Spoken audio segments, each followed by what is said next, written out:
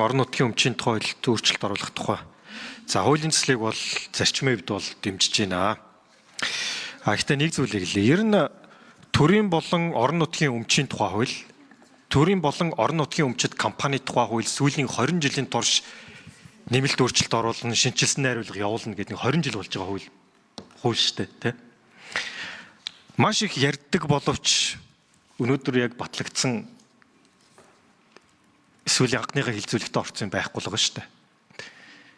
Тэгэхээр ер нь зарчмын хувьд бол энэ хуулийн дээр өөрчлөлт оруулах гэж байгаа, энэ хуулийг зөв болгох гэж байгаа алхам болгоныг бол зарчмын хувьд бол дэмжинэ гэж бодож байгаа. 20 жил ярьсан үйл байхгүй юу?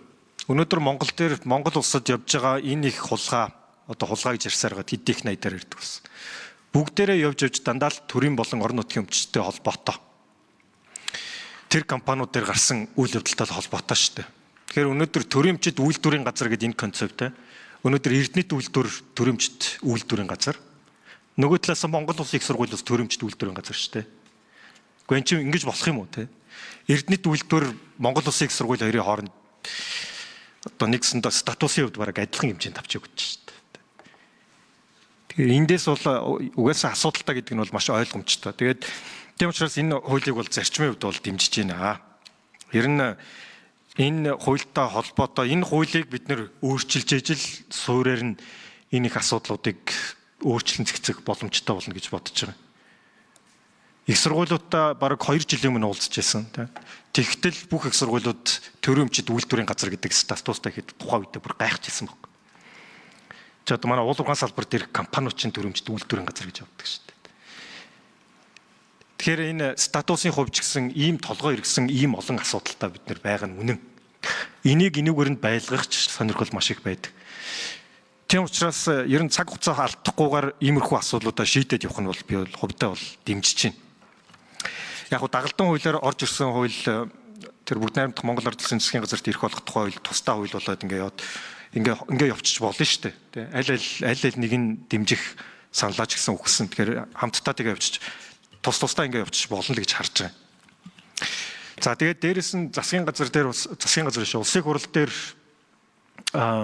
төрийн болон орон нутгийн өмчийн тухай хууль, төрийн болон орон нутгийн өмчийн компани тухай хууль хоёр дэд ажлын хэсэг гараад нэгтгээд үүрэнтэй гэж ахлаа явж байгаа тийм. Тэгэхээр энэ ч гэсэн бас том зураглалаар нь шинжилсэн найруулгаар бас шийдэл явах хэрэгтэй. Гэхдээ цаг хугацаа алдах тусам тэр чинь алдагдсан боломжийн өртөг болж гарч байгаа шүү дээ.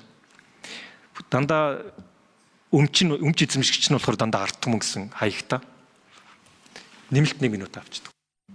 Хат найрамдал гишүүнд 1 минут. Тэгэхээр татвар төлөгчдийн өмч гэсэн үг. Тэрний захиран зарцуулалтын асуудал энэ дээр шийдэгдэх гэдэг шүү дээ. Тийм болохоор энэ оролдлого болгоныг бол дэмжинэ.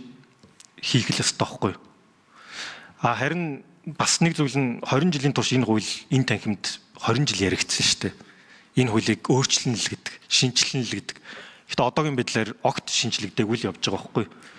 Тэгээ үүний үр дүндээ их сургуулаа одоо хамгийн том үйлдвэртэйгээ нэгтгэл төрийн өмчит үйлдвэрийн газар гэдэг статустай явж байгаа нь бол яг үнийг хэлэхэд одоо гадаад хүнд ярих юм бол итгэмээргүй зүйл байгаа байхгүй. Тийм учраас асуулт бол алга, хуулийг бол зарчмын хүрээнд дэмжиж байгааг илэрхийлээ. За санал хэллээ. Мөр соёл